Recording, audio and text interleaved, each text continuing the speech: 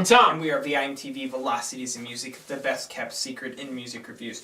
We ask at the end of every review that we do for you guys on Facebook and Twitter and our YouTube reviews to give us your opinion of an artist or an album that's coming out or has come out recently that you think we should review. One of those artists that you guys, several of you guys, have asked us to give our thoughts on, shed some light on, is an artist called Snowden. The album No One in Control. First time I've ever heard of Snowden. Well, besides Edward Snowden, everyone's heard of Edward Snowden, the guy who's, on the run. The NSA exposed them. They're watching everything we do. We have 660 some odd reviews, NSA. Go ahead, watch them all. We would gladly enjoy the hits. That's fine. Actually, Snowden, Jordan Jeffrace, however you pronounce it, we suck. Jordan took the name from a novel. Yeah. Catch-22. Have you read that? I actually haven't. Oh, you're a shitty English. I know. I'm really behind on things. My degree should be stripped from me. You should be taking that degree. You should have a degree in music. That's what you should have. Probably. Instead, you have a degree in English. Yeah. So let's review some music. No One in Control. Tom, what was your take on No One in Control sound? Snowden has a very specific sound that he's going for. I found it to be kind of intriguing.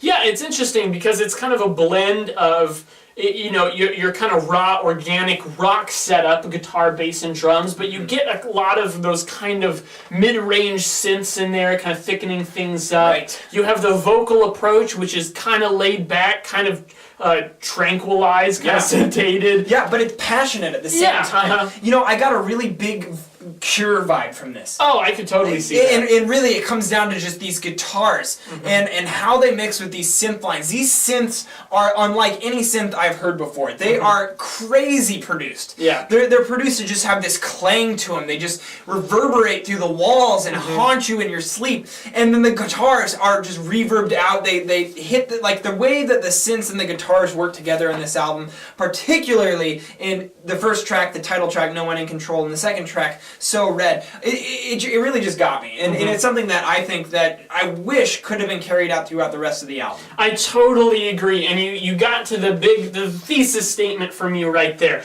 I'll come out and say my track picks were the first 4 tracks. I thought that they were a really strong start to the album, and more than anything, what they do is they set up the album to have a variety. No One in Control is this 7-minute opener, which I always think it's ballsy unless you're making like a metal album of 5 tracks where every song is going to be like 10 minutes long. Sure. I always think it's ballsy to start an album with a track that's over 6 minutes long in general. So that's the first thing I saw this album, and I thought, well, how is it going to work out for Snowden in this case? And I think it succeeded brilliantly because the title track, it gets stuck in your head. It's a fun song, but it's not super upbeat. It has a very cool vibe to it because it's happy, but it's not like sugary, if I could describe it that way. And then it goes into So Red, which is a little bit more of a melancholy, kind of mellow track. I think that worked as well. And then Many Arms, it picks back up a little bit. I think that track is still a little bit softer and introspective, but it flows. It floats throughout the entire track. And then the beat comes, hits, and it's very dancey. It's got the positive, optimistic sound of the first track, the title track, but it takes it to an even dancier level. And so right there, in those 4 tracks, I feel like encapsulates the good qualities, the good sounds of this album. And then from there, I just don't feel like he really achieves it. It never gets backed up to those peaks. No, it really doesn't. You see traits of it. Oh, they sprinkled throughout the rest of the album. But it's not concentrated. No, it's not. And the quality level just isn't as consistent after that. There are some tracks that succeed in parts, but not the entire track. Track 5, Hiss. I think that it's a very guitar-based track, has a good melody to it, but it just doesn't have the same punch that the first 4 tracks does. The only track that I think rivals those first 4 tracks is track 8, Not Good Enough. I feel like that simple drum beat, the guitar and vocal blend that goes on there, I feel like it really just has this nice, kind of tenacious tenseness to it. And it affected me. But after that, the last 3 tracks, Candy for Everyone, No Words, No More, this year, I just didn't feel like ended the album in a strong note. They just sagged a bit. And you got to keep in mind, too, that these are decently long track lengths. The second track is the only track under 4 minutes, and it only is by a few seconds, really. And I agree with you, especially about the last few tracks.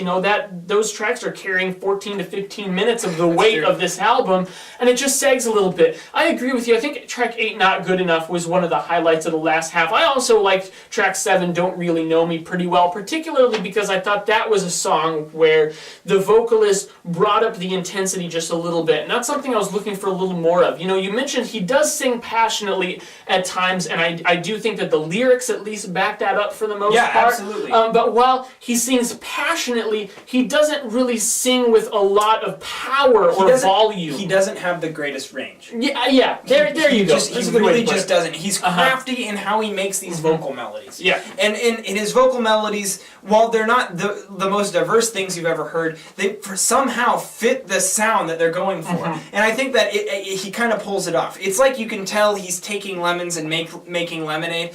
Much to like an artist like from the Twilight Sad, No One Can Ever Know, the album we reviewed last year, or even Interpol. Those vocalists, Paul Banks, in his vocals. I mean, it's just it's you have to take your vocals and fit them to the music. In my opinion, there's no such thing as a bad vocalist. There's only such thing as bad vocal presentation. They're two totally different ideas. Totally agree. And I feel like this guy took maybe not necessarily the best vocals you've ever heard, but also made really good vocal presentation and sold it. The problem is that the songwriting didn't back it up on some tracks, and made this overall, the second half of this album was just not up to snuff.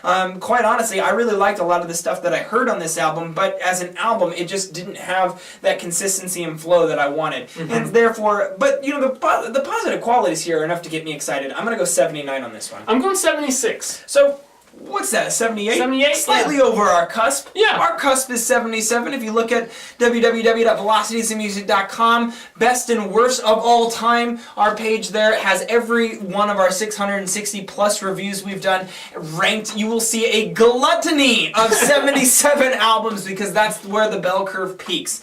And so this is on the 78 side. That's actually a pretty good sign. Yeah. You guys, if you've listened to No One in Control and have an opinion on Snowden's album, please leave us a comment and let us know your thoughts at www.velocitiesinmusic.com or youtube.com/velocitiesinmusic. We reviewed this because you guys asked for it, so please follow us on Twitter, like us on Facebook, and let us know what albums you would like to see us review from 2013 or really any time that music has ever existed. We're up for a challenge. I'm Jake. I'm Tom. And we are VIMTV, moving music critique forward.